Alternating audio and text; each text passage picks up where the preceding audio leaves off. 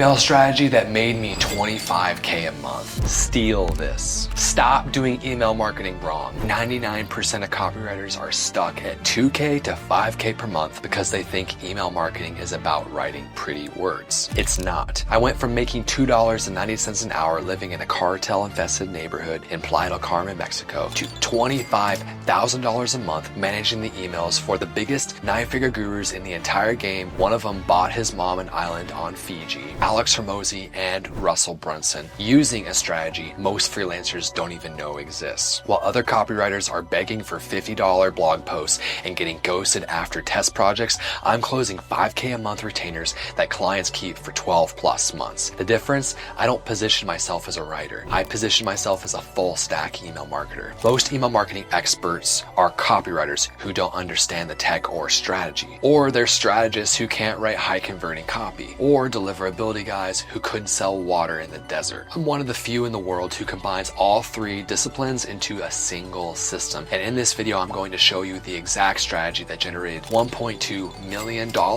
in just 12 hours for a 9-figure Hormozi company, increasing revenue per contact by 253% for another client. And this won me the #1 affiliate spot for Alex Hormozi's $100 million leads book. This isn't some basic write better subject lines bullshit that every other copy guru teaches. This is the complete system that turned my students from broke copywriters fighting for scraps into 10K or 25K a month full stack email marketers who become irreplaceable profit partners. The same system that helped me re-engage 18% of a 96,000 person lead list that was stone cold dead and added an extra 50% more monthly revenue just from that reactivation alone. So if you're tired of being seen as just another writer and you want to start positioning yourself as the revenue driving email marketer that clients can't afford to lose, pay attention to every word I'm about to say. Chapter 1, master the full stack approach. While everyone else is fighting for $50 blog posts, I position myself as a revenue generating full stack email marketer. This means I handle high converting copy that actually drives sales.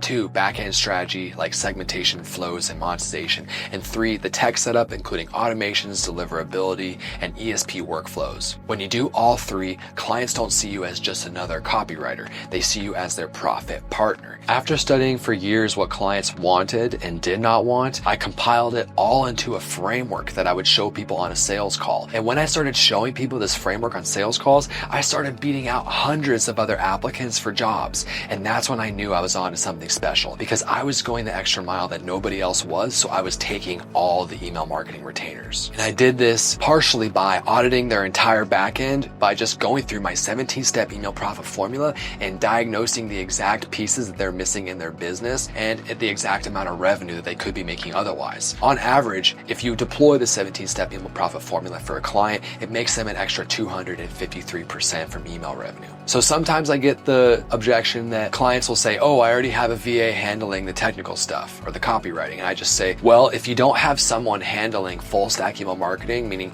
they understand the tech, the strategy, and the copy, then you're leaving a lot of money on the table, because there's a lot of ways that you can be smart about understanding each piece of the process, which makes you a way better marketer in general. For example, if you put test in the subject line of an email, it can inbox better than everything else, but you have to understand deliverability and copy to get to that point. So if you have multiple people on the team or a VA who doesn't know what they're doing, you're losing a lot of money on the table. So the backend metrics I track are email revenue over gross revenue and booked calls per email and booked calls per week. Most people ignore these KPIs, but I don't. And also I'll gather a running average of the last 7 days just to make sure I'm actually moving the needle forward on my new bottom level and top level North Star KPIs. And this directly impacts retainer negotiations, because I'm able to refer back to other clients where I'm pushing the North Star KPI and show them that I'm actually delivering a result. Chapter 2, the 17-step email profit formula. This is my proprietary system that I've used to generate millions for clients. And let me break down the key components. First, I audit their entire email ecosystem, not just the copy. I look at deliverability, segmentation, flow logic, offer positioning, and backend monetization. Then I rebuild using my proven framework that's generated results like taking a client from $13K a month month to 313K my first 60 days with them from zero ad spend, and generating my client $1.2 million in 12 hours flat from email promo. The most common place that I see people missing email revenue on is not having book a call abandoned emails or application abandoned emails for their book a call funnels for coaching offers. This is the first lowest hanging fruit. Next, I will go into email deliverability and make sure that my segmenting, meaning the amount of people I can send to, is as large as possible. Because if you can just simply send to more people, you'll look like a hero to your clients, when really nothing else changed. You were just smarter about your segmenting. That's why you need to be full stack. Next, I will test copy hooks, such as I will do my first email as a fence tipper, which is very direct and to the point, just to test and see where the psychology of the entire email list is residing, like to see where in the sales cycle is everybody. If we do a fence tipper style email, how well did we do to get everybody to that point? Why not start at the top of the sales cycle going forward and then push everybody through there and then see where everyone is again? And if we identify like, hey, these emails are doing better during the logic side of the sales cycle versus the emotion side, then we'll go deeper into logic. But it's important to identify exactly where the collective consciousness of the list is moving forward. Next, I will lay in Russell Brunson's perfect webinar formula into all of the workflows and into a regular broadcast schedule, because from here, we're able to get really targeted about walking people through the sales cycle and every single workflow. That's super important. Most people just take a stab in the dark and just write emails they think they convert. You want to walk them through the sales cycle. Also, I'd like to add that the biggest misconception about clients having with email frequency is they think sending daily is bad. Let me tell you, sending daily is important even if you're not selling every day, because what you're doing is you're building up your tolerance for sending volume. So if you ever want to do a promo in the future where you're sending emails every day,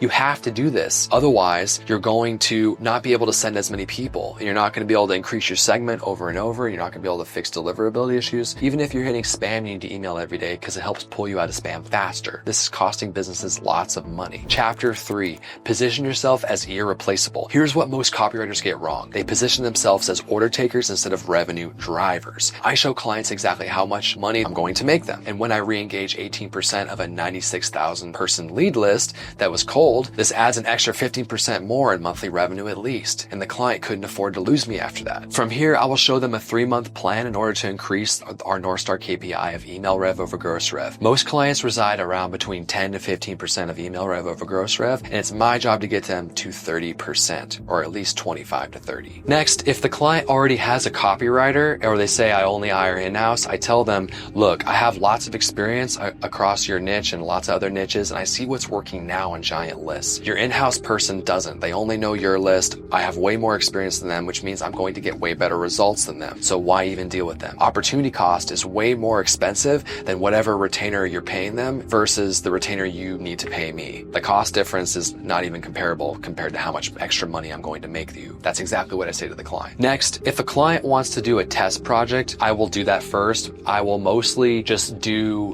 an email promo for them where basically I will run a campaign to their current buyers or non-buyers and make as much money for them as possible so that they have the cash to be able to afford me after that, and I can command premium rates because of that, because I get super dialed in. And from here, I will have every step of the process dialed in so that I keep them for 12 plus months, even though all the clients are month-to-month retainers. And it's through my weekly reporting and checklists. I do a quantitative report and a qualitative report, and I push the needle in every regard. Now, if a prospective client says I need to think about it, this is what I tell them. I tell them, okay, well, let's calculate your average order value versus the amount of emails that you're sending and how much money you're making. And let's calculate how much money you're missing based off of the pieces of the 17-step email profit formula that you're missing. On average, you're missing like 100% to 253%. And so by you thinking about it, you're effectively losing a lot of money. So you need to think about bringing me on quicker so that I can get this stuff fixed for you so that you can move forward. And remember, I'm month to month, so you don't have to worry about keeping me on board forever. If it doesn't work, then just let me go, but let me start fixing this now. That's exactly what I'll tell the prospect. And it closes like crazy. Chapter 4, the client acquisition system. Forget cold DMing random people. I use plug and play scripts and outreach frameworks that position you as a full stack email marketer from day one. I even share leads from my own overflow with my students because I personally manage campaigns for 9 to 12 figure brands, and I get a ton of extra clients, so I just give it to the students. So next, I will use Perplexity to do a deep dive into their brand and to make sure I understand every little detail about their brand. Perplexity is an AI research tool that I highly recommend. Majority of copywriters don't go that hard when it comes to research, and they don't understand the deepest, darkest fears of their market, for example, or they don't understand what keeps their prospective market up at night, what makes them stay up at night. night. So it's really important that you understand every little nitty-gritty part of your audience, what their fears are, what they want to do going forward in their life, like what they'll do anything to trade money for, like what outcome do they want to like get them there. Now, what I'll do is when I'm prospecting for clients, I'll go to their book a call page. If this is a course creator, for example, that has a book a call funnel, and I'll abandon the application or the book a call page. And if I don't get an email, which I normally don't, then I know it's a green light to go pitch them, because I'm going to make that email sequence for them and it's going to print them a lot of extra cash, which is going to more than justify my expensive monthly rate. So even if they already have an email marketing team, I will just go ahead and pitch them because I'm way more prepared and have a way deeper strategy, and I teach all my students exactly how to do the same thing. And so it becomes a no-brainer for them to let go of their current email marketing team in favor of me. That's how I'm getting these giant brands. I even replaced this guy that had been doing email marketing for 20 years because his re-engagement strategy was dog crap compared to mine. Mine actually went to the root of the problem, fixed it, and his was just trying to patch over the problem and pretend it didn't exist. Then I will show them the Google Doc of all my previous wins on a sales call so that they feel like they have to work with me. I'll also send this doc to them before their call, or if I'm trying to get them to book a call. Like, the more social proof you track, the more money you make. It's as clear as that. Next, I only really reach out to people that are direct competitors of my current clients or that are running ads, because I know these people are checking their DMs because they're paying for people to message them. Then so from there, I will get past the setter and I'll say like how they're missing key pieces of their email marketing, and I have to talk to the decision maker. And then from there, they'll either forward me to the right person or they'll just ghost. And if they ghost, then I'll try a different revenue channel, like a social media channel, like for example, the client's LinkedIn or their Facebook instead. And I'll go for the CEOs or the founders' social media instead of just the brand. Chapter 5, retention through results. So the reason I can charge $3K to $5K a month retainers and keep clients for 12 plus months isn't just because I write good copy. It's because I deliver measurable results. When I wrote the campaign that pulled $1.2 million in 12 hours, that client became a client for life. And then also I went on to write them 3 funnels that made them $8.8 million. Thanks to the ClickFunnels award behind me, that's exactly why I got it. I should have 8 of them, but I didn't want to have 8 on the wall right there. It's just kind of sus for someone else's offer, you know what I mean? So I will take all my frameworks and strategies and formulas and I'll put them into Claude, and I will make custom strategies for each client so that whenever I show up to a call with them, they feel like I'm constantly pushing the needle and making their business better. And they don't have to feel that way because I actually am. I'm delivering them good results. And so